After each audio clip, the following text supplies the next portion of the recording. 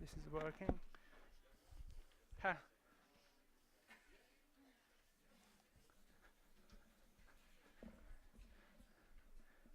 So I have to say that when I woke up this morning, this guy was in my bed,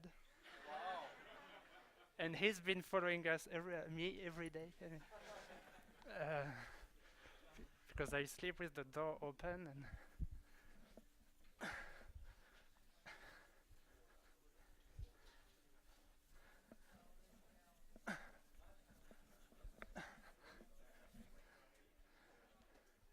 And then he jumped on the desk and he slept on my computer.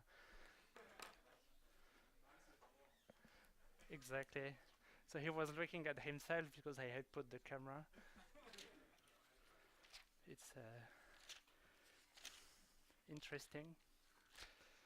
Small cat. Okay. So let's try to get started. Um, no, it's fine. But yeah, it's electricity, so.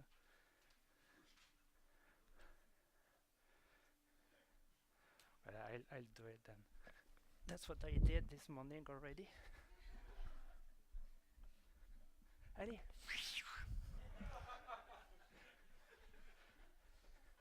A sliding cat. Okay, so this is the third of the lectures I'm going to give. So quick summary to get us started. So in the first lectures, I motivated why active systems could become glassy when they were dense and driven by interesting forces. And then I went into describing what happens if you have a bunch of particles moved by thermal fluctuations, and as you decrease the amplitude of thermal fluctuations, these particles get stuck, they get arrested into a glassy state. And then I spent the first lecture describing the dynamics, the structure, and the features of these glassy dynamics as you enter take a seat.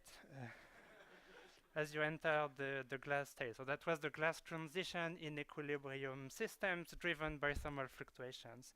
Then I introduced this phase diagram that I used heavily, where you had density and temperature that was appropriate for, say, Lennard-Jones types of liquids.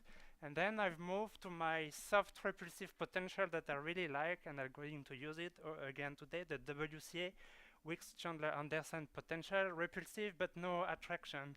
And so I say the glass transition line was something like this in this phase diagram. So that was the idea, that as you decrease the amplitude of thermal fluctuations or you increase the constraint for these systems, you get stuck into an arrested glassy phase. Then I went into the lecture 2 and I said, what happens if we do a sudden quench into this glass phase and the system is aging? It's starting to solidify as a function of the preparation time, and that was the description of aging dynamics.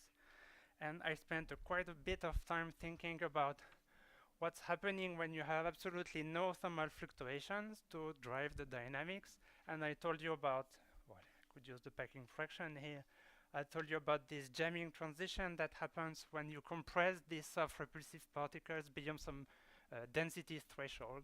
And then I told you, as soon as you have a little bit of fluctuations in this diagram, this entire part of the phase space, anyway, it is a solid, and it's only when t equals to 0 on this line that you may have non-Brownian particles that behave as fluids. So that's a summary of the first 2 lectures for those who arrived yesterday.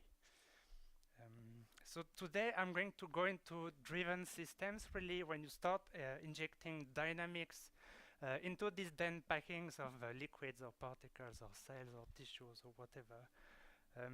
So I had planned to do something very long about a topic, but I'll try to be quite short, so spend 5-10 minutes describing the physics of driven glasses, but glasses that are not driven by self-propulsion or active forces yet, at least for the next 10 minutes, but glasses that are simply driven by mechanical deformation. So you would take a glass and you would start pushing it, compressing it, deforming it, and this is the physics I'm going to describe. So I'm going to describe in words what is this yielding transition, which is a kind of fluid to solid to fluid transition as a function of the applied deformation or shear stress to the system. And one reason I'm doing it is that you remember when I was reading this Nature paper in my introduction, a lot of this paper was about measuring the yield stress in these tissues. Okay, so I want to give you at least the word and what it means and how it relates or not to the active dynamics later. Okay, so the idea is now you take one of these glasses, could be dense, not dense, thermal, not thermal, but the guy is somewhere in the glass phase, so it's a solid. So you take an arrested solid, so you take a piece of material and you start to deform it. So to discuss concretely what I have in mind is you have my favorite picture of a glass, which is these 4 particles that don't form anything sensitive. So this is a solid. I put boundaries here and I start to deform it at the boundary. So this is the extreme opposite of what you would call active particles, where for active particles we always say the injection of energy occurs at the particle scale. So that's exact opposite. We inject energy here at the boundary. So that's good old driven physics. So either you control by an external force, the shear stress, how much you push onto the boundaries to deform the system, or you could do something different. You could measure the deformation, so you could apply a deformation of the system, and then typically, if this is the length of the system, instead of the deformation, we measure something which is called the strain, because then it's a unitless thing. So this would be the shear stress. That would be the shear strain. So how much you have deformed the container, the sample. And if you do soft matter, sometimes you would inject energy at a constant rate. And instead of talking about the shear strain, you would define gamma dot, which is the velocity of that thing divided by L. And that's the shear rate. So I'm talking about this because these are useful analogies for driven systems. So you have systems that are solids that are driven externally by some energy injection. Okay. Well, let it. Maybe he wants to do rheology, so and so. You know, he has to learn. So shear stress, shear strain, shear rate. So now there are different conditions that may be useful depending on what type of experiments you're doing. I'll describe 2 because they are useful analogies for active systems, I think. So the first geometry I have in mind is what happens if you apply a constant injection of energy at a constant rate. So you have a constant shear rate. So you apply.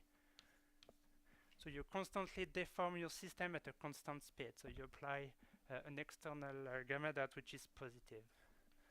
Okay, so in which case, so you push on the system to maintain the shear rate constant. So one thing you would measure, if you do rheology, you would then measure the yield stress, the shear stress as a function of the shear rate. And so for amorphous solids, the typical behavior you would find is something that Jean-François Joanny mentioned in words the other day.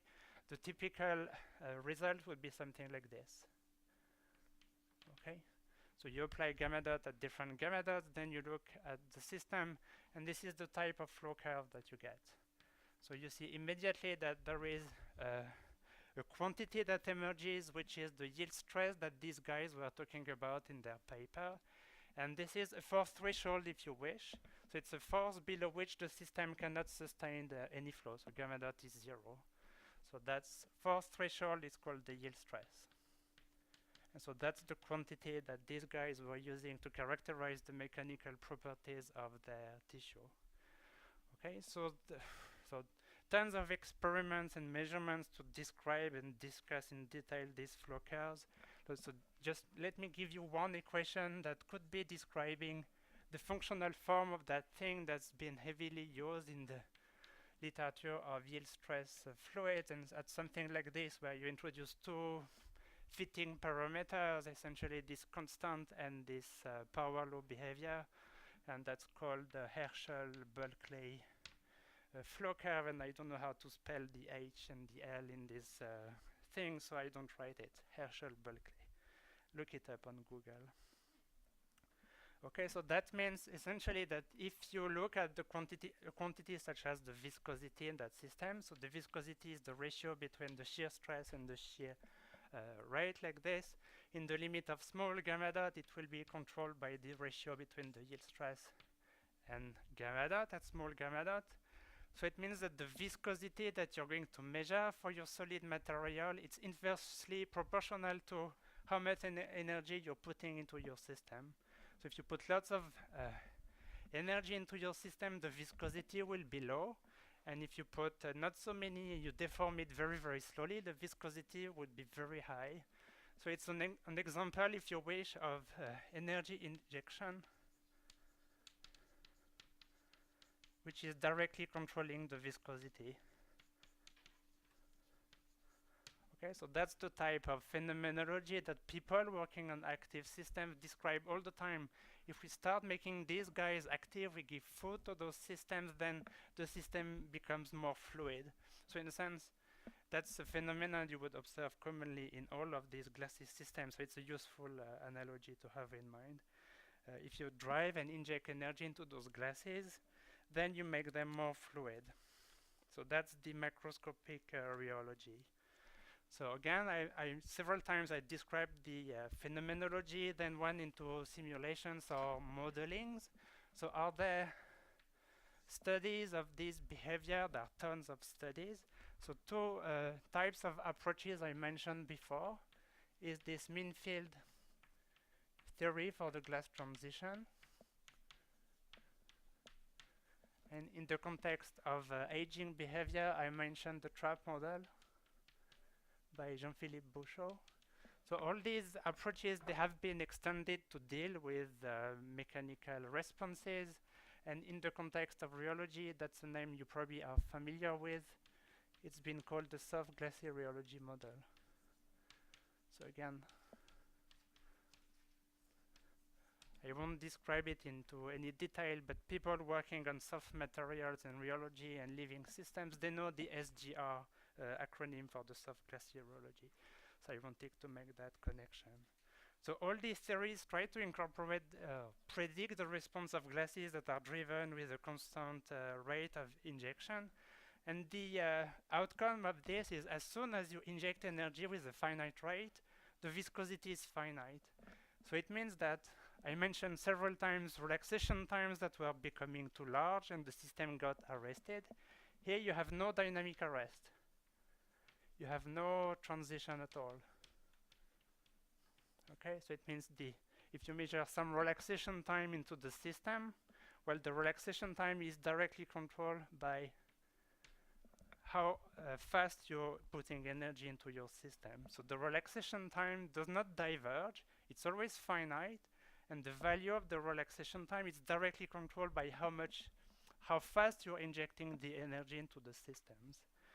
So when the active particle system started to appear in the literature, the analogy I had in my mind is that if you start injecting energy because you have these catalytic reactions, these self-propelled colloids, or these tissues that were moving around, because I knew all this phenomenology in glassy systems, I said, well, it's natural that if particles get active, they start to flow, because this is what happens all the time when you inject energy at the boundary. So the idea that activity at a constant rate is making the system fluid, it's very natural in the context of a glassy system.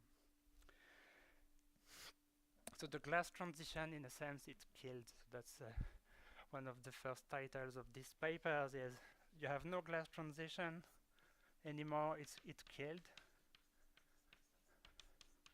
So you have no aging, no dynamic arrest, you just have a dynamics that as slow as you want, you just control it by how much energy you're putting into the system. Sure. So the lecture is about this, so you're right. Just saying naively you could think that, but you're right, it's different. Okay, And well, I mentioned several times this idea of an effective temperature, but we can skip it for this part. So that's first analogy. You inject energy at a finite rate, the system flows all the time, so you have no glass transition at all. So in the context of my phase diagram, where contrary to Dan, it does not go down, here it just stays up. You take any system here, you share it, and then it's a fluid. So this liquid to glass transition, it's completely killed. That's what I want to emphasize with this example.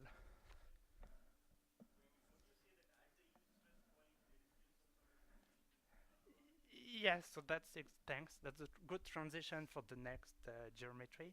So what about this yield point? I said if you have finite gamma dot, then the system flows. So the question now is, what if you control the force instead? I told you already the response is, if the force is below that threshold, it's totally arrested. So it's true that if you control the force, there is something different happening. So depending on what is your control parameter, then you may have a transition between a solid and a plastic flows.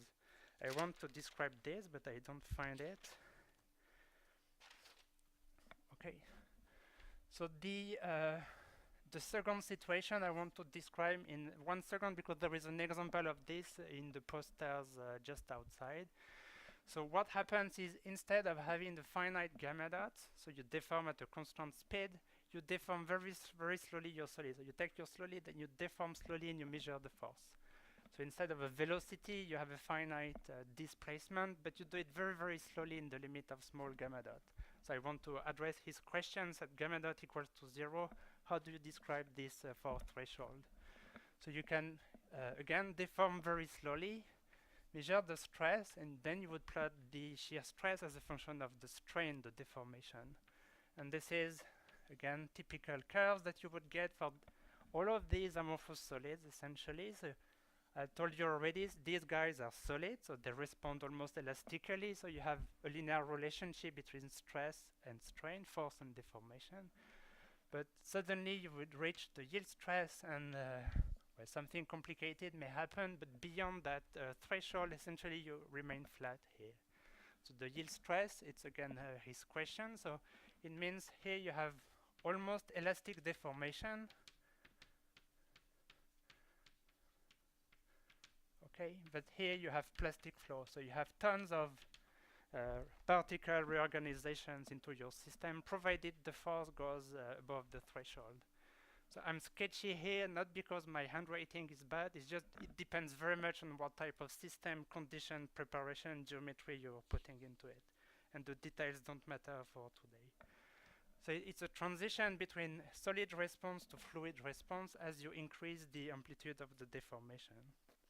So someone outside is looking at dense system in the presence of random forces, mimicking active forces, and I think he reports in the poster like a fourth threshold for this jam packing to start moving.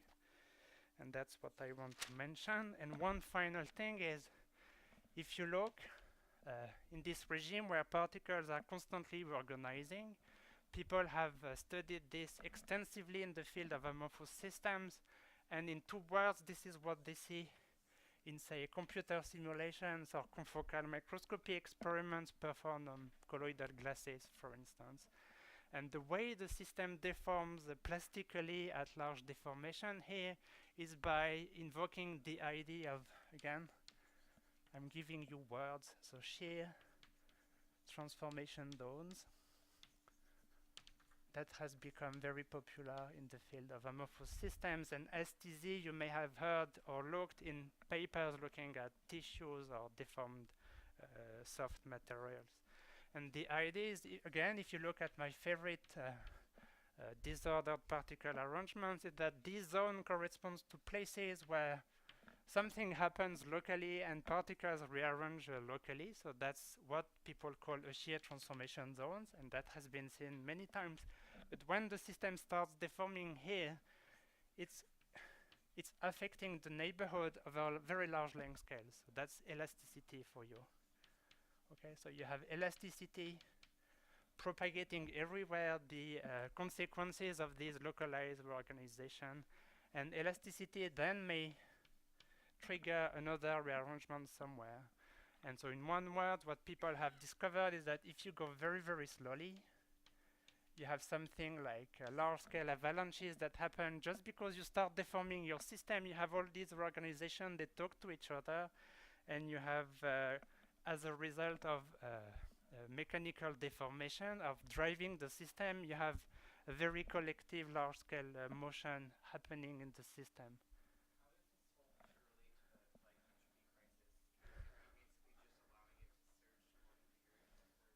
Well, it does not. I mean, it's so what I'm saying here, I'm taking one of these state here that I prepared and I described to you how you could try and. But now what I'm thinking about mechanical deformation which appears nowhere. So I don't think it relates so much about this. The only maybe concept I could borrow from this is the idea that the glass, in a sense, it belongs to one of these very stable states that exist in the configuration space. And what you typically do when you start deforming it is you're making this state less and less stable. So sometimes you see that picture in the literature where you have the system that goes here and you deform and you make this go unstable and the system starts jumping. So in a sense, that cartoon that you see in very many papers, you could see it as I'm in a state and suddenly the state is being made unstable by the deformation. Okay?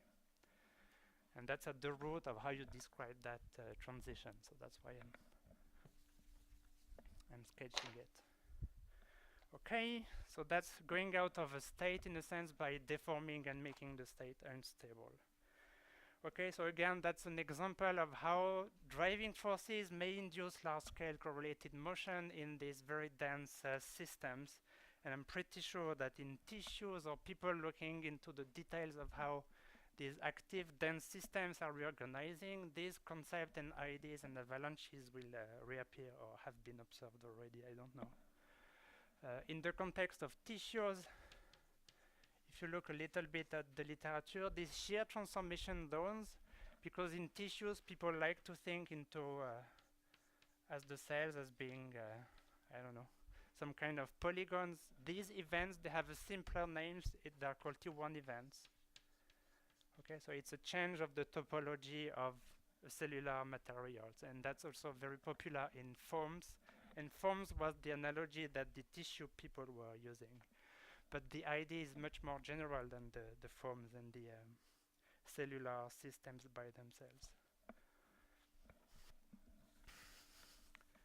So I think rheology is a useful analogy for what's coming next, which is the activity, which is another kind of energy injection into these systems, but indeed very local. Okay, so finally, I justify why I'm here. So active glassy dynamics.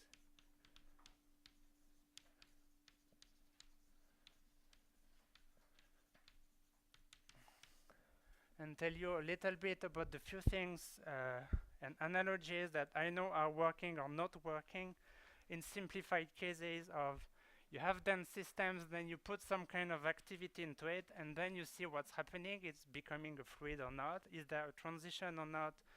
Do you see something that relates to equilibrium-driven aging, glassy dynamics that I have spent the first two lectures describing to you?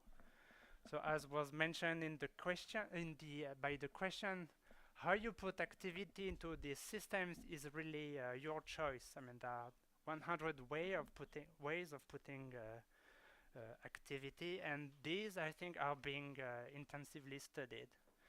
So the possibility would be you put all of them into your particle simulations and you log, or you could put one by one these sources of activity and see what each one can be giving you, and then you go to experiments and you say, well, I don't know what's happening.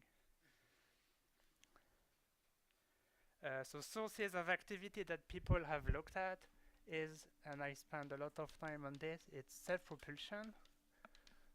And it's really inspired by the self-propelled colloids that Ramin is describing. You could or you could not decide to align the propulsion of these particles, and this is the type of model that Hugues has described a lot. So you could relate to the physics of this Vic check, and people have done this. If you look at tissues and you find paper, and I done a little bit on this, I mentioned, if you look at the cells into the tissue, their size is changing, their shape is changing, and you see that as soon as you do something in a dense system, anything could be triggered by fluctuations that you introduce. So I've seen movies of tissues where the size of the cells is changing almost periodically in time, or the cells can deform and squeeze into small spaces, which obviously a Lennard-Jones particle cannot do. And then a source of activity that has been described and discussed also is, of course, these tissues, the cells are graying, they are dividing, unfortunately, they are dying as well. And so you could think about if the cell is growing and then dividing, it's also going to trigger some kind of, potentially some kind of reorganization into these dense systems that could then fluidize the model, the system entirely. So I don't know if any other type of activity, you had something else in mind in that list? Okay. Okay. These are the sources of activity for which I have read papers mixing this plus some kind of glassy dynamics. Okay, so let's start with self-propulsion then. Okay, so you heard a lot about these self-propelled particles and models for self-propelled particles. So what, maybe I should skip this already. So there are zillions of models of self-propelled particles. The one I like is the one I have been using. So let me describe it.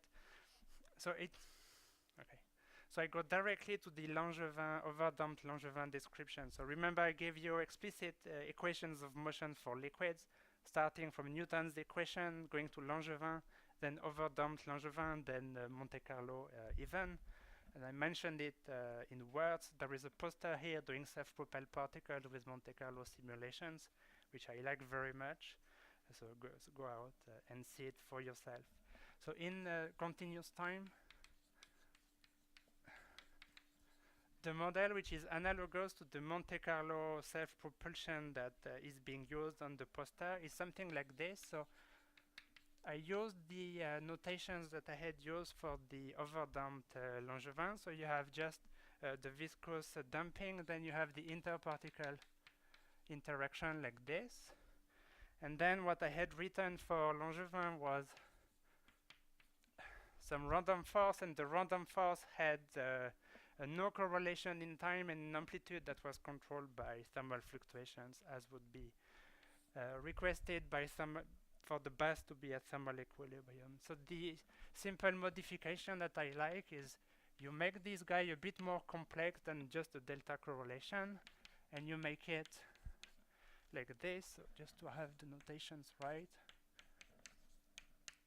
Okay, so you introduce another equation of motion for the noise, which makes it not delta correlated in time, but correlated over finite correlation time, which is tau. And now the quantity, which is delta correlated in time, is my eta here. Okay, you have at least 2 or 3 posters dealing with this model outside. And so the correlations of the noise would be eta I, eta j. T prime would be, so in my notations I use an arbitrary D0. And there should be arrows, but we don't care. So this is the model for active Einstein-Uhlenbeck particles, which now has its own acronym. This one.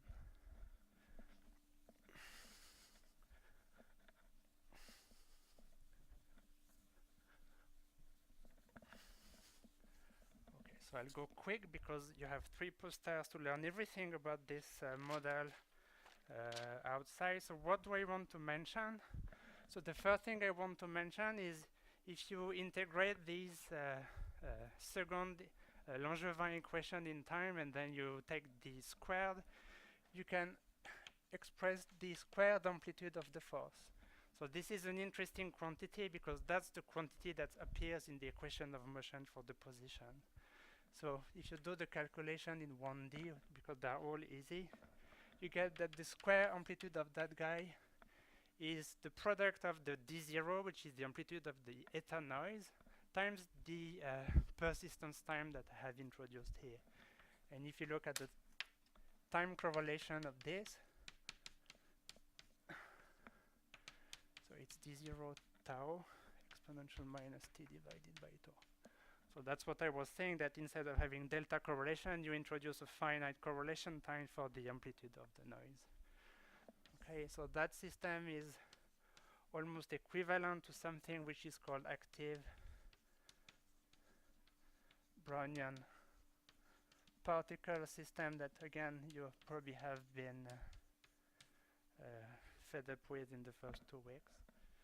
So in the active Brownian particle, the only difference is that the amplitude of that guy is fixed to a constant value and only the vector is rotating in space, but it's almost the same. Physics, I guess, and in the literature, people have been using one or the other in the context of Glassy systems, and I don't see it's making any difference. Okay, so the one thing I would like to emphasize is that now if you think about your noise term here, which appears in the Langevin equation, it has 2 control parameters.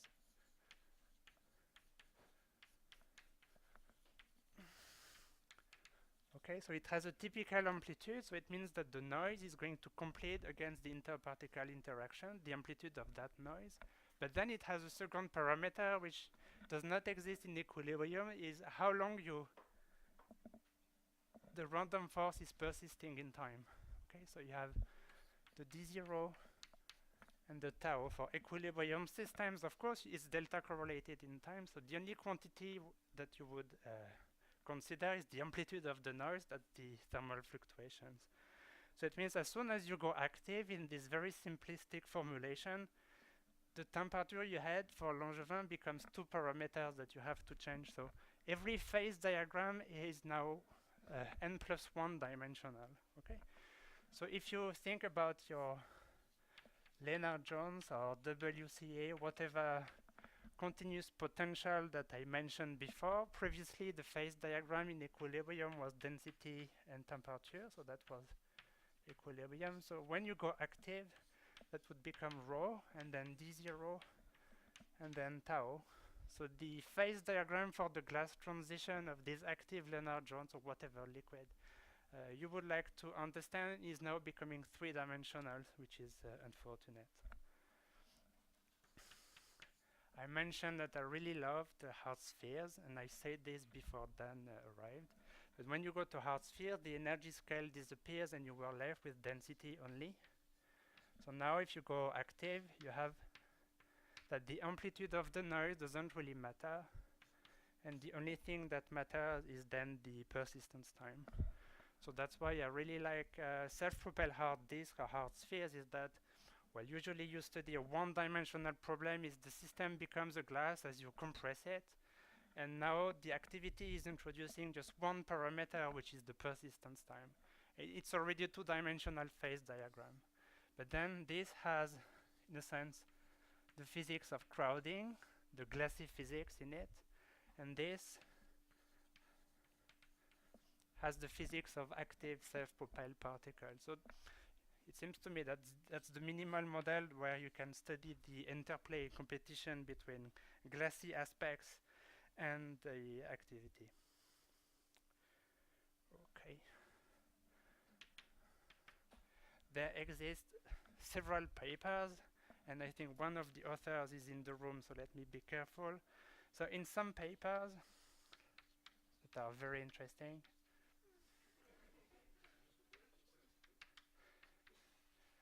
people use this thing, Fij, plus they put the self-propulsion that they like, but they also put the random noise here. So they say, we take a thermal system, and on top of it, we add the self-propulsion. So this guy has 2 parameters, this guy has 1. So, and they study Lennard-Jones system, so it means that the phase diagram is something like this. Okay, so it's a 4-dimensional phase space that you have to cover. I can't see the person. Yes, very nice. So it's a 4-dimensional phase diagram. So my remark and question on this is, when in the paper you read the glass transition has done this and this, they take a particular cut in this 4-dimensional phase diagram. And what I want to show today is that the glass transition can do anything it wants. Okay, so it does not decrease or change. And so you have to really look in the extensive phase space to really decide what the glass transition is doing. So the advice I have is, when you want to study a complex situation of a glass transition problem, and then you want to make it non-equilibrium, you have to decrease the number of phase of control parameters to be able to say something. And even then, it's very difficult. Okay, so that's the models for active particles that are self-propelled. So just some lessons from the one-particle physics. Okay, so you have your self-propelled particles, and I want to study them in the regime where they are really interacting one with another, and they interact a lot because they are very dense. And I think there are 2 or 3 lessons I would like to borrow from the one-particle case, where you take one self-propelled particles in an external potential. And this is the topic discussed in at least 3 posters outside, so I will be very, very brief on this. Okay, so you take one particle like this, and of course the simple case is it's a free particle, you put no external potential whatsoever. Okay, so for this you can easily compute the mean square displacement, say in 1 dimension, and you have this behavior that you have been seeing in all the talks before, where you have this being ballistic at short times because of the self-propulsion, and getting diffusive at long time, and the time in between is controlled by the persistence time of the system. If you do the calculation for the system I mentioned before, the long time diffusion constant would be something like this: d0 tau squared divided by gamma squared. So that's the result of the calculations. Okay. So for the equilibrium system, if you have one particle in an external, in one free particle, we know how to relate the diffusion constant to the friction coefficient, and that's controlled by thermal fluctuations, of course. Okay, so d infinity here is kBt divided by gamma, which is which appeared in, I think, the second line of Ramin's lecture the first day. So I'll do what Dan is doing. So do you know the name attached to this equation? Only students can reply. Einstein. So I looked a few minutes ago about what is the grave of Einstein looking like. You don't know, Dan? Well, it does not exist. Yes, he was cremated. Okay, so no good joke or picture about the grave of Einstein. And sorry? Oh, really? Oh, oh, okay. Okay, so if you remember the Einstein relationship, it's you're not responsible for it. It means that it would be sensible to define some kind of an effective temperature for these colloids that would then be d0 tau squared divided by gamma. So I put a tilde on the effective temperature because it's really a one particle effective temperature here. It's not a collective thing that comes from the fluctuation dissipation theorem that I mentioned before. So this guy is just to contrast with what I said before. It's a one particle property. Okay, so it's your choice to define it like this. And in the papers on active liquids, we like to work with this as being the control parameter for the self-propulsion in a sense. Okay? And then you can go and do all kinds of complicated calculations with this self-propelled thing. and maybe to make connections with few things that you've heard or seen or read before in the context of active system, is if you put these self-propelled particles in a gravity field, and you've seen experiments and you've been exposed to calculations of what's the behavior of self-propelled particle in a gravity field. So for this particular case of the Ornstein-Uhlenbeck, it turns out to be very simple. You can compute the stationary distribution for by solving the Fokker-Planck equation. Then you get to the distribution. Okay, so you get to the distribution of the positions, and it has the exponential form you would expect from equilibrium. And people have been using this extensively to describe experiments where this length scales data is really the KTF divided by mg that I mentioned before. So there are experiments performed, for instance, in the group in Lyon by Cécile Cotin-Bison and Lideric Bocquet, describing density profiles in self-propelled colloids and relating them to the properties of the self-propulsion. And they call them hot colloids because these guys go very fast. So that's probably something that you've heard last week already. So it means that for this simple case, the idea of an effective temperature seems to be working well. But if you read the posters carefully outside, it's really limited domain of applications. One thing I want to mention is this very simple harmonic potential. So you put these self-propelled particles in the harmonic potential. Then you solve for the distribution of the stochastic variables, so the position and the forces. And the first thing that you notice here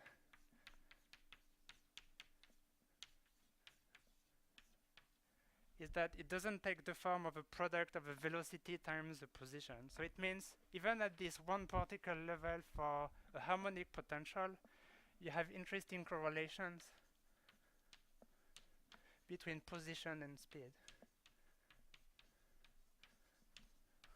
Okay, that don't exist in equilibrium. And I'll mention this in a few minutes in the context of dense liquids as well. But it's already there for the one particle problem, so no surprise it will be there again for the liquid.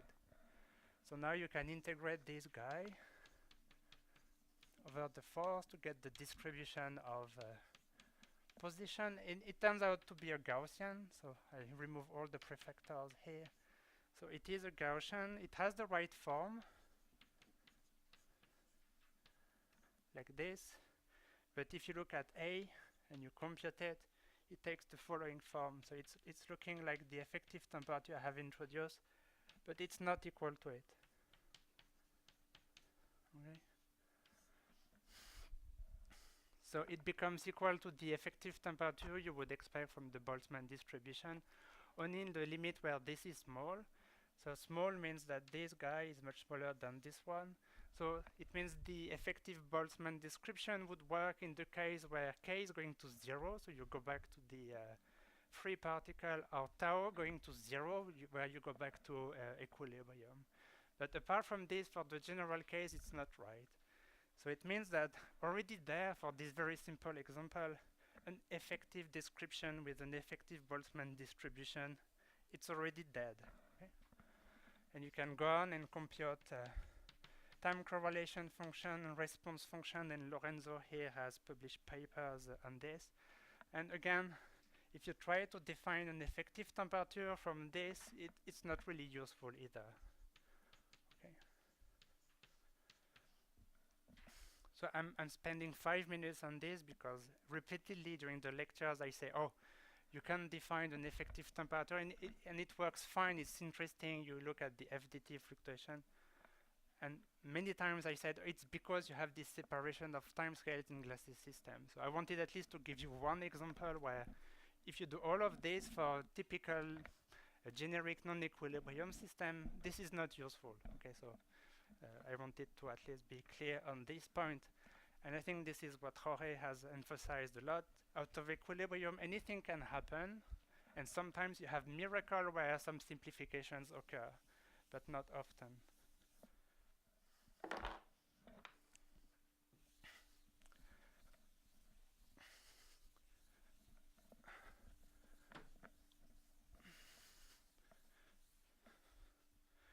Okay, so these are the few lessons on one particle, and it's given rise to lots of work. So let's go finally to the dense regime that I want to. Okay, so we have self-propulsion, we have large densities, and then we put all these particles together. What are they doing? So it depends who you're asking. So let me start by for a change by theory. Let me start by what the mean field analysis is giving you. Okay, so previously I was giving you the results of experimental observations, and then I say, oh, there is a theory for this. So let me give you the theory first for this one.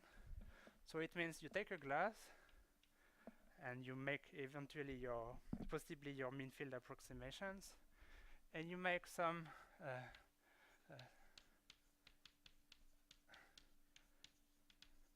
self-propulsion in it. So the way it's been analyzed is by approximating the self-propulsion with this correlated noise.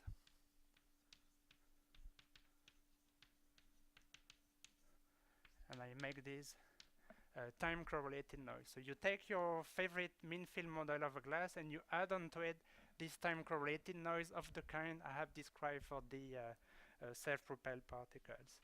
And I don't write the equation of motion because Jorge Kurchan in his lecture has spent some time describing what happens if you take the Langevin equation and you add time correlated noise into it, and he mentioned that I would be discussing it. So that's why we're sharing the lectures.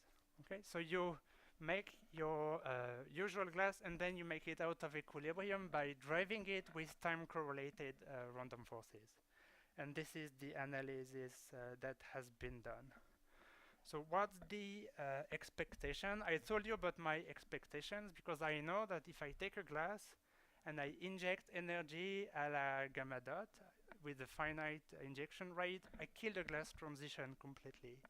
So the expectation when Jorge and I started to discuss this is, oh, he's going to kill the glass transition. We know the result already, so let's do the calculation. And it does not kill the glass transition this time. So we got the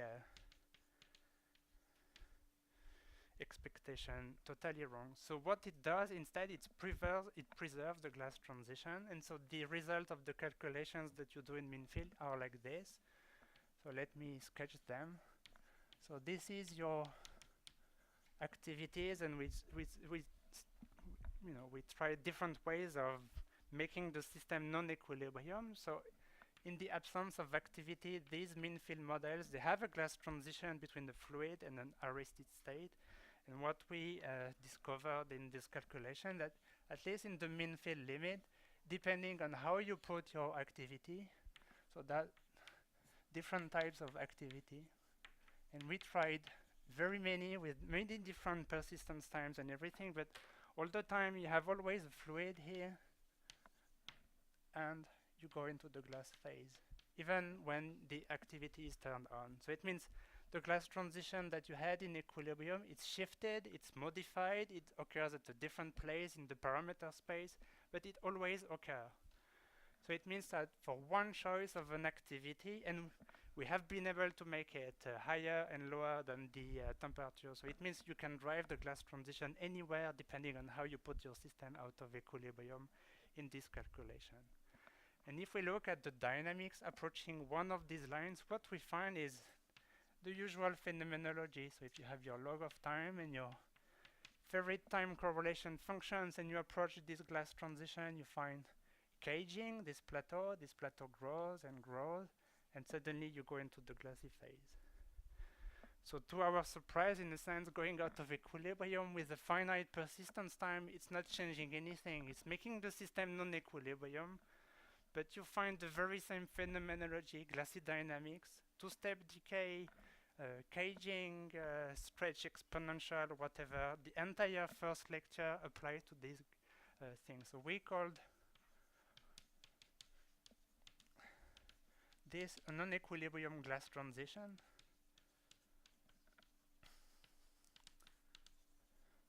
to make it sexy, but if I give you time correlation functions or even movies of particles that move close to these non-equilibrium glass transition, they just behave as a colloidal glass close to the glass transition. So it is out of equilibrium, but the phenomenologies of the first lecture is very much preserved. Okay, so it's steady state with long relaxation time, etc., etc. So the key idea is that the phenomenology of the glass transition is preserved, and maybe the location of the transition has been changed. Okay, so one outcome of this is in these mean field calculations, we can look at fluctuation dissipation relations. So we can look at the relation between response function and correlation function, and then it turns out that at very large times,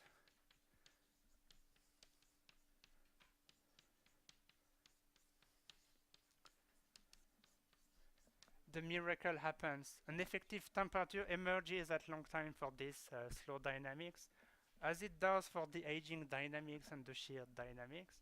And this time I don't put a tail, it's really a collective effective temperature.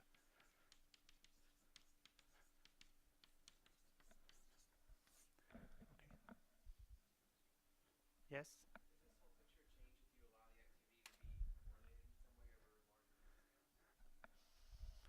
I can't deal with this in the mean field approximation, and I don't think anyone has done this numerically either. Numerically, I'll show you a few results, or I'll describe a few results where from the equation of motion of the cell propelled, you see that you have your Langevin-like equation with the random force, and the force has its own life. So you have xi is xi plus some random force, but this equation doesn't know about particle j's. So you just have your internal self-propulsion, but the self-propulsion is not affected by any of the neighbors.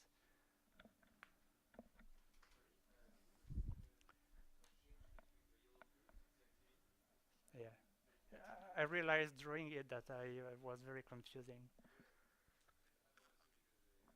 Yeah, I will explain. That was stupid. So this is a polite way of telling me this.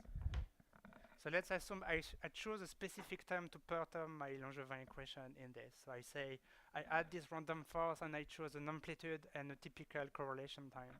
Then I do my calculation, and this would be, say, the amplitude of the activity, and this would be the phase diagram. Then I can go back to my Langevin equation, and Jorge has written different terms in this. You could introduce friction memory kernels in the friction, and he's done this, and you can change how you perturb the system. And if you change this, then you'll find another line of glass transition. Even in the correlated noise that I mentioned, you can change the persistence time, for instance.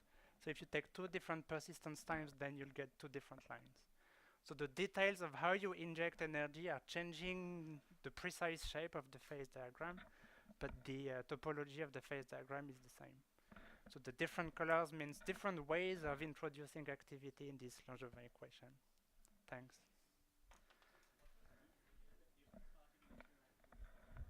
Sorry?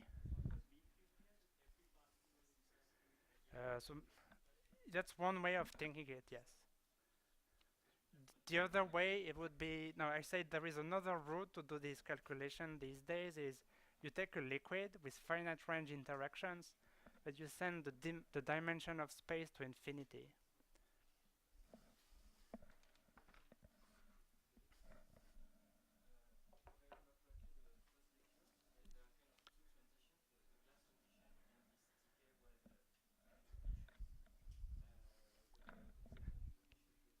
Yes.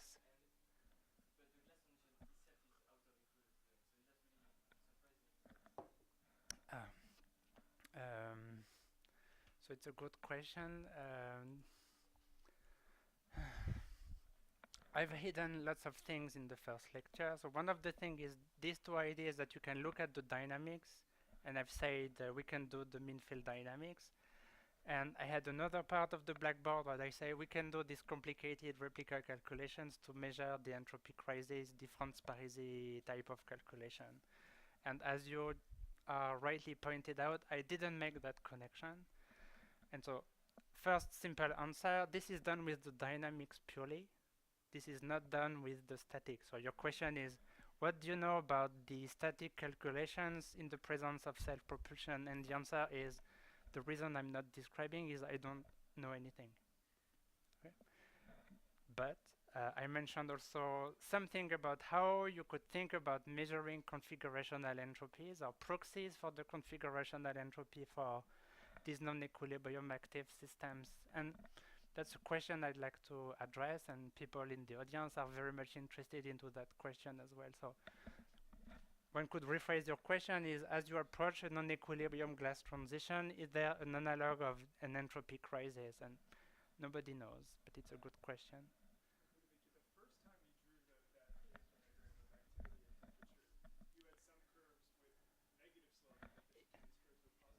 Yeah.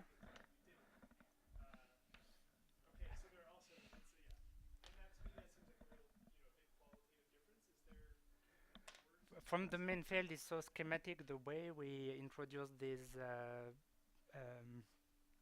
perturbations that I cannot really answer your question.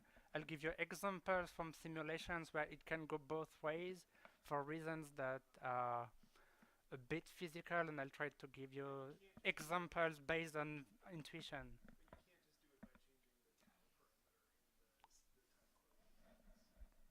And you cannot guess even for systems that I thought I knew very well, then you do it and it goes this way. And well.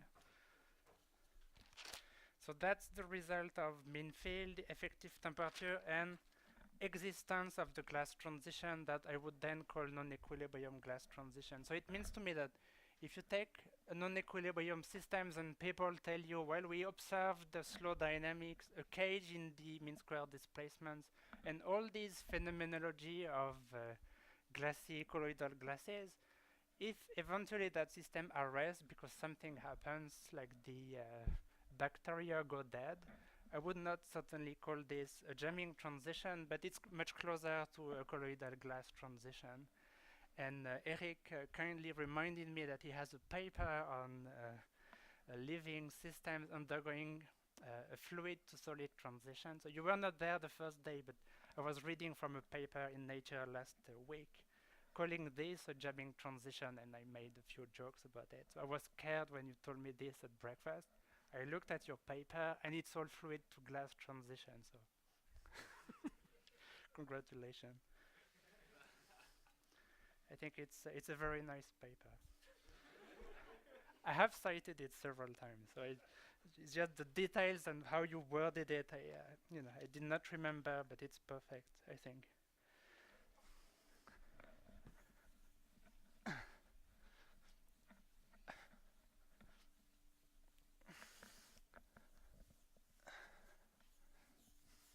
Well, I should say, I think your paper pushed me into working on this. So it's not a joke. So my friend and colleague Grzegorz Jamel has performed a similar kind of mean field analysis, but much more macroscopic and detailed. So I'll give you one equation that comes out of his work. So he's using something that I carefully avoided the mentioning, which is called the mode coupling theory for the glass transition. You don't want to know. But the outcome of the theory is an equation for the intermediate scattering function that I have described to you several times. So I'm just introducing this, the result of his version of a mode coupling theory for self-propelled particles, and I'll tell you a minute later what goes into it. Okay, so I have written some kind of integral differential equation like this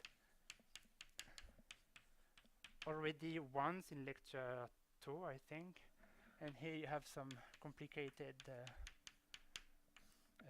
kernel that I won't describe. So it's looking like the type of equation I wrote in the context of mean field glassy dynamics. So I think the reason I'm mentioning it is that then the outcome of the theory is very much like this. You have a non-equilibrium phase transition, two-step decay, no problem. But what goes into his equation of motion are two quantities. One quantity is the structure factor of the fluid, which I have described already, so density fluctuations at a given wave vector. And there is a new quantity which appears here, which is this omega tilde of Q. So let me write the definition. Gamma square, so I'm just trying to stick to my notation. So there is a Q. I put Q squared in front, so it's gone. And then you have the, so this has become, okay. Let me use my notation. So this is the force, and this is the random noise. So this is the velocity, and then this, and then this, and then this, probably. Okay, so this is the velocity from the Langevin equation. So this term then is the fluctuations of the velocity fluctuations of wave vector Q projected onto Q. So it's the longitudinal velocity correlation, and this is the structure factor for the velocities. Okay, so that's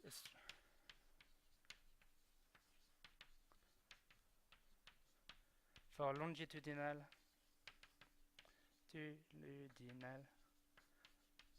velocity correlations.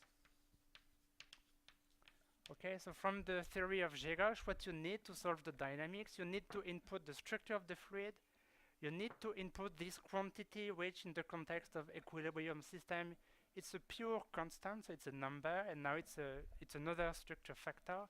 And if you know this, then you can solve the dynamical equation. So it's not a totally useful theory in a sense in terms of how practical it is, but it tells you many things that are important. It tells you that before even thinking about how the system relaxes, you have to think about how the system looks like if you take a snapshot.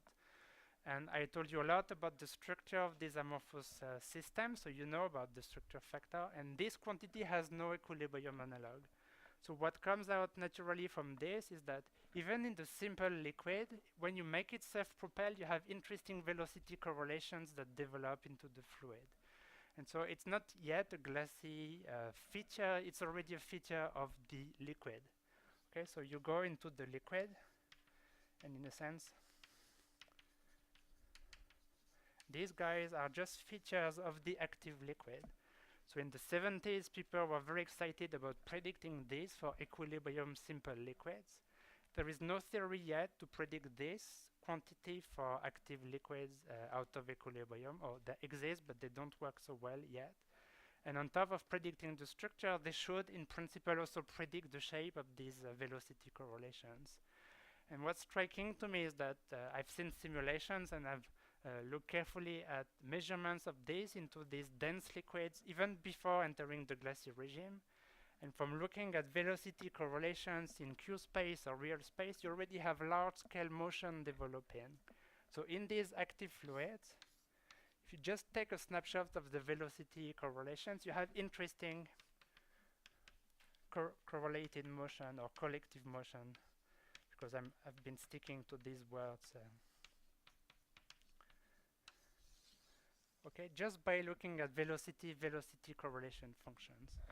They have no analog in simple equilibrium liquids, but they appear quite naturally in these self-propelled liquids. And if you look at the movies, this is essentially what you see all the time.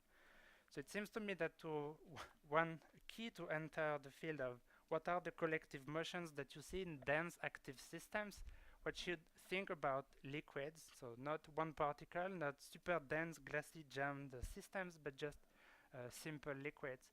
And a lot of the collective motion is in the simple liquid already. So because I see that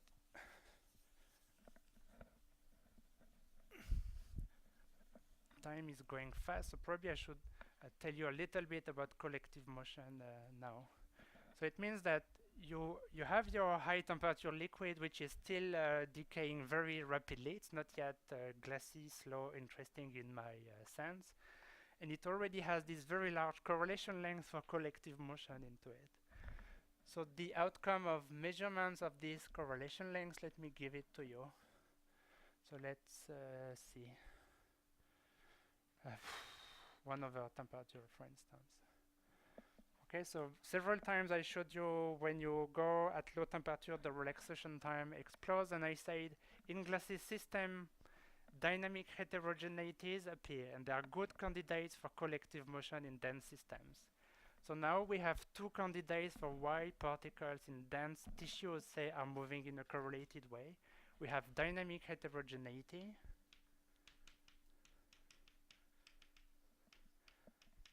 that I defined, and I told you how to measure by looking at spatial correlations of particle displacements.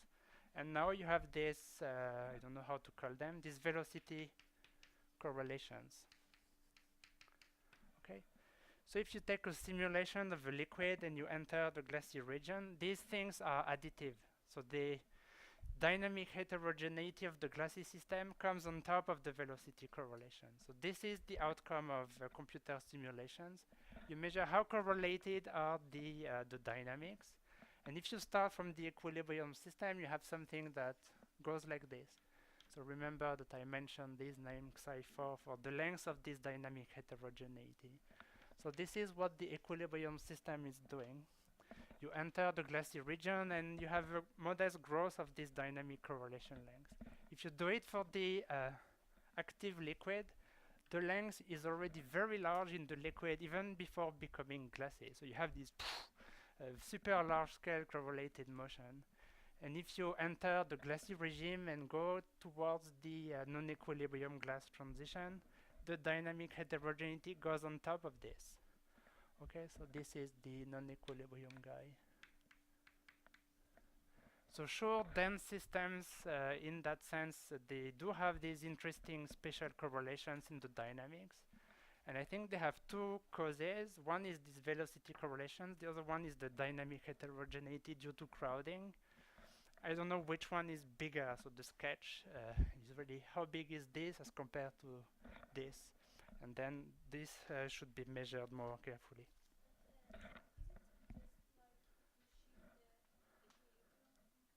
No, it's not, because if you take this state and these states, they all relax very fast. And one has strictly no interesting correlations in the dynamics, and this one is already highly correlated. And you can never get away with these correlations. They always exist. So it's not that the red is just the white shifted. Is, in a sense, if these guys have the 2 same relaxation times, then these guys also have the 2 same types of relaxation times, but one is much more correlated than the other. So it's not a shift like this. It's really an amplified version of dynamic heterogeneity.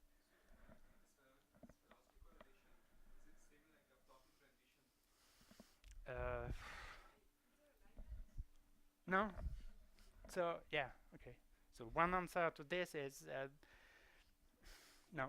It's not like a flocking transition, because I haven't put the ingredients for the flocking transition. It just emerges as the system is a dense liquid, and then you are trying to self-propel them. So I guess something must be happening of the kind of a transition, but it's not diverging, or there is no way to make them transition towards a flocked state. So it has the flavor of it, but that's all I can say today.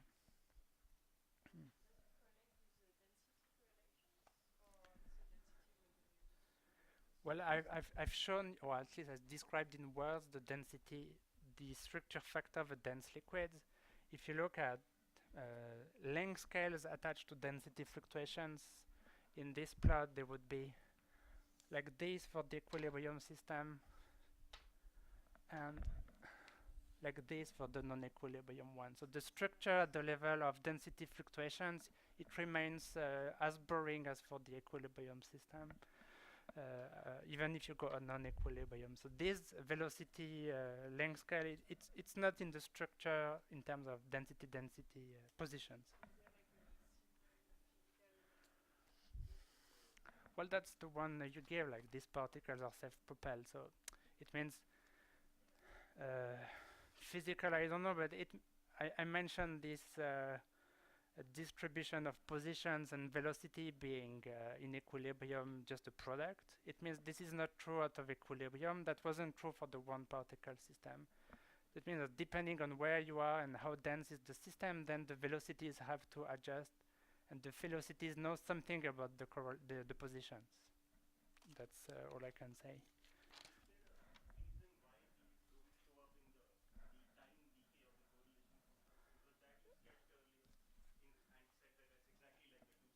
Yes. So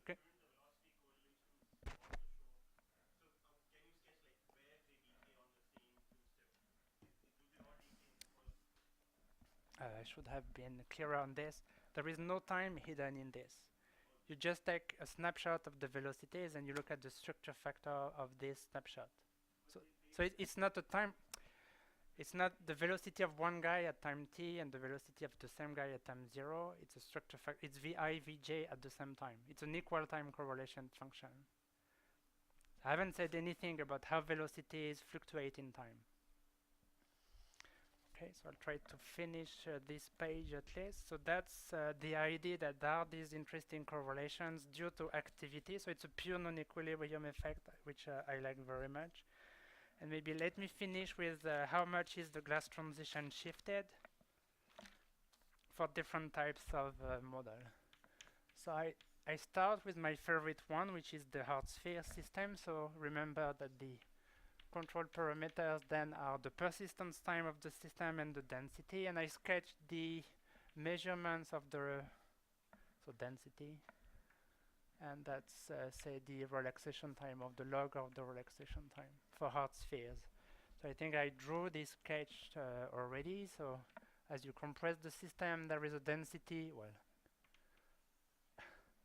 where this time scale is increasing very much, and that would be the equilibrium hard sphere system. Okay, so that's what it does. So if, okay. So I call tau the persistence time and tau the relaxation time of the system. So that's the equilibrium system in the absence of self-propulsion. And what the simulation are telling you is that if you increase the persistence time, indeed you're shifting the location of the glass transition towards large densities. Okay, so the simulations confirm that the slow dynamics persist. You have these two-type decay of time correlation functions, the relaxation time increases, and the glass transition is shifted towards larger densities. Okay, so that's the outcome for hard spheres. Okay. Now let me go back to my favorite WCA potential, where here you have a temperature and you have a density, and then you have a two-dimensional phase diagram. So it's a bit more complicated, but not so much, because this is a phase diagram that you've seen before. So let me draw equilibrium in orange. Okay, so this is the glass transition in equilibrium, and I've shown you this diagram 3 times already. So the location of the glass transition, by the way, for hard spheres is this one, remember? So this is the hard sphere limit. Just a reminder of lecture 2.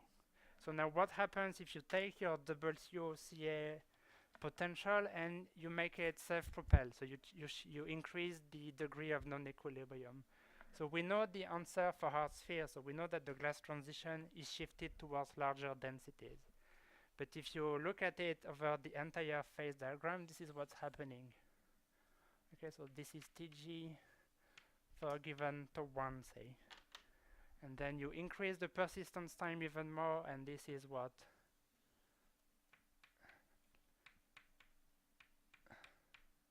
Tg is doing. So it means you have a shift of the glass transition. It occurs at a different place in the phase diagram, but the way it does, it's relatively non-trivial, and this is what I want to discuss in the last 5 minutes. Okay, so what I said before is that the location of the glass transition occurs at larger and larger densities for hard spheres. So we find this again in the limit of the energy scale being non-relevant. So the glass transition of hard spheres is pushed towards larger densities. Okay. However, if we think of this system being a liquid and I observe the glass transition by decreasing the temperature, it means if I'm here above the glass transition of the equilibrium system, I turn on the persistence time, I make the system active, and suddenly, shtack, it's arrested. So by making the system active, in this part of the phase diagram, you make it slower. So you induce the glass transition by turning on the self-propulsion.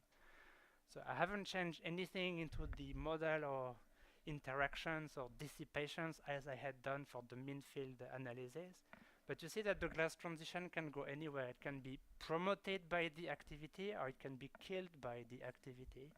And guessing, just by thinking about where you are in the phase diagram, it's not super simple. So maybe to conclude well, no, you can say. There is no reason why they should. It turns out that numerically it's very close, so we want that, then we say no, it's just there is no deep reasons. I should have drawn just 2 lines.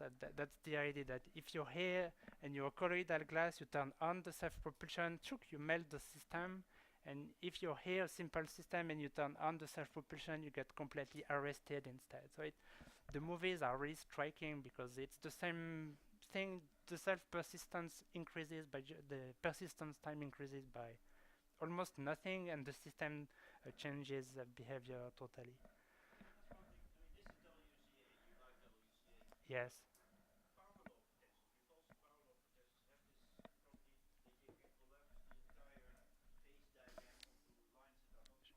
Sure. Yes. This. So yes. No. So let me answer more precisely. So your remark is that if I push the WCA potential to very large densities, I only feel the repulsion 1 over r to the 12. If I think of 1 over r to the 12, then in a sense the diagram is all the lines have to be proportional to rho to the 4, I think. And any lines has to be like this by definition of the pair interactions. So all these lines eventually will go like this. And so the result is that they are ordered like this. Okay, so you take any subspheres at a given temperature, you put the self-propulsion, and you find the behavior of this part of the phase diagram.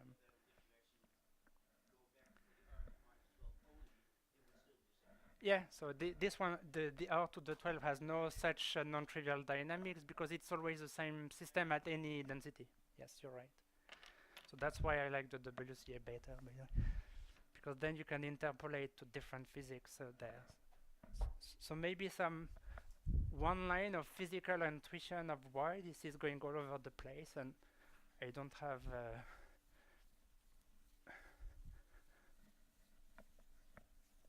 many things to say.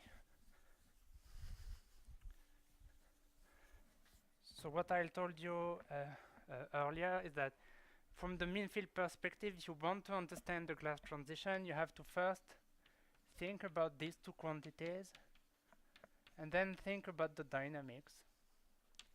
And so it suggests that the structure of the liquid is very much affected by self-propulsion. And in fact, if we look at the structure of the systems that are hard spheres plus self-propulsion or dense Lennard-Jones-like with self-propulsions, we realize that the S of Q of the equilibrium system is very, very different from the S of Q of the non-equilibrium system.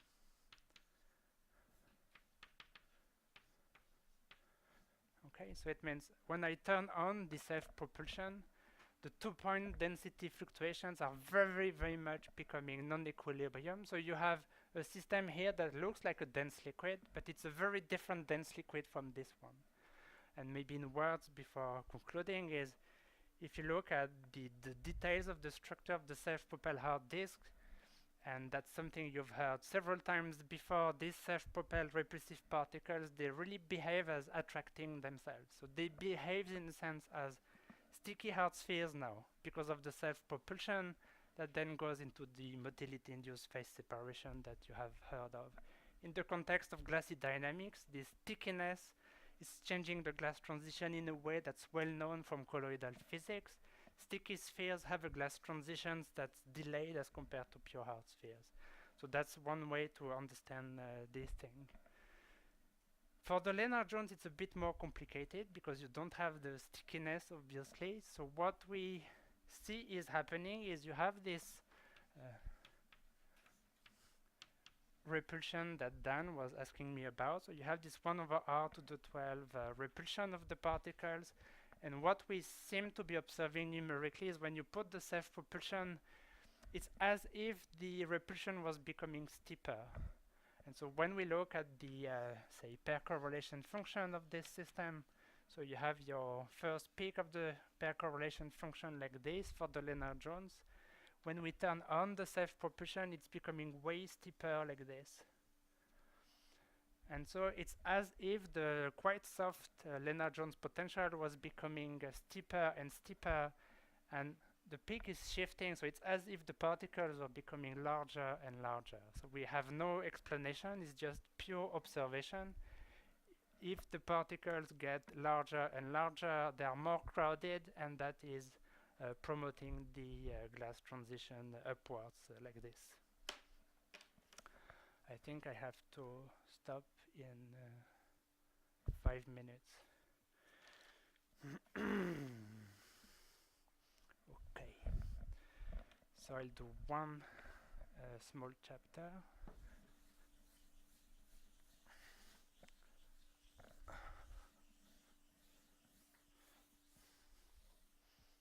Okay. So what about all the zillion source of activity? And so in 5 minutes.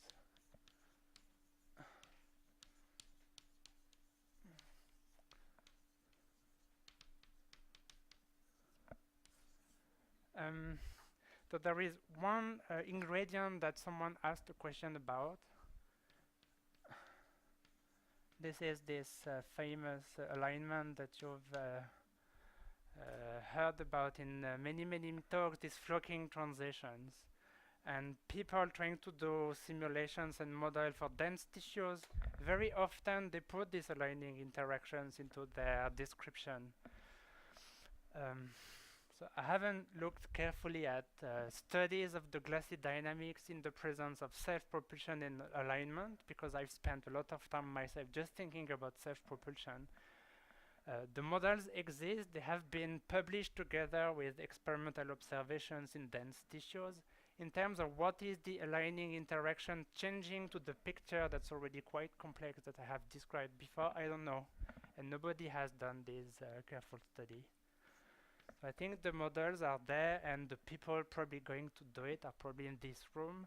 Someone soon is going to try to see how aligning interactions between the self-propelled velocities are going to change the picture I've just given across simple models of glassy systems.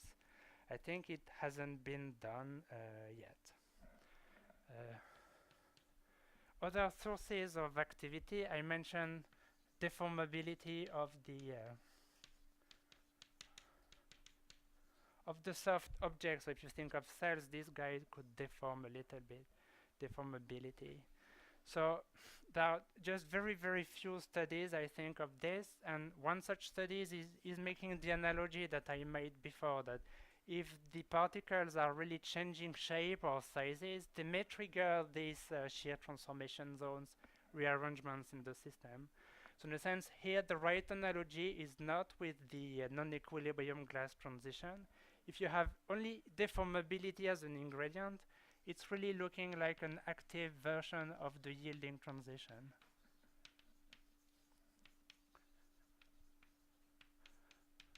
Okay, for a deformability only source of fluctuation. Now when you want to include thermal fluctuations plus self-propulsion plus alignment plus deformability, I have no idea what's going to happen. And then the last source of fluctuations that has been studied, I think, quite a bit, and more papers keep appearing, is of course the idea that cell division and death, growth, and death. And here there are a large number of studies have appeared. So there are two types, I think. If you divide cells and the number of cells is growing, then you have a problem because they are going to pile up everywhere. So you have to choose between a division and death problem, and then the density is constant, and you can say, okay, I'm studying a bulk system. I create as many cells as I kill, and then the density keeps constant. And that has been studied heavily in the continuum limit of the type that Jean-François Joigny was describing, or with particle systems. And the outcome is like this, that the division is triggering these local rearrangements, and this, when this occurs all over the place in the tissue, is able to fluidize the tissue. So there is this idea that one division is like one event, and if you put events all over the place, then the entire tissue has relaxed. I'm going very fast because I'm at the end of the lectures, but that is starting to be studied quite extensively. So the idea is each division is an event, so that's all there is to be said, I think. The physics that has not been discussed as far as I know in this is what if one of these events was triggering other events to relax the tissue elsewhere. I haven't seen that discussed in this literature. So the models that I have read carefully about recently is you have pure division, so that's the growth of a colony in a sense. And I think the movies are super nice. So you take one cell and then it's becoming a tissue, and the tissue is expanding like this. So there are many experimental theoretical studies, and there is a numerical paper I like very much in Physical Review X this year about three-dimensional tissues. And here it's really interesting what's happening. So you have this growth of the tissue, and then many things can happen. You have cell division, so it's triggering events and fluidizing the tissue. But you have other thing is that the tissue itself, it's growing, it's expanding. So it's as if you had an elastic thing and you're pulling on it. And so you have also an external forcing in a sense. So the growth of the tissue, it's like a forcing. And the forcing itself, it's triggering or potentially triggering relaxation events in the system. So the forcing by the growth, it's relaxing the system. So you have a fluidization due to the mechanical forcing. And if you look at the movies of these things by those people, you can see that it has interesting glassy dynamics of the type I have described in the context of aging and rheology and the fluidization of the dense tissues. I've seen 2 or 3 interesting papers on this.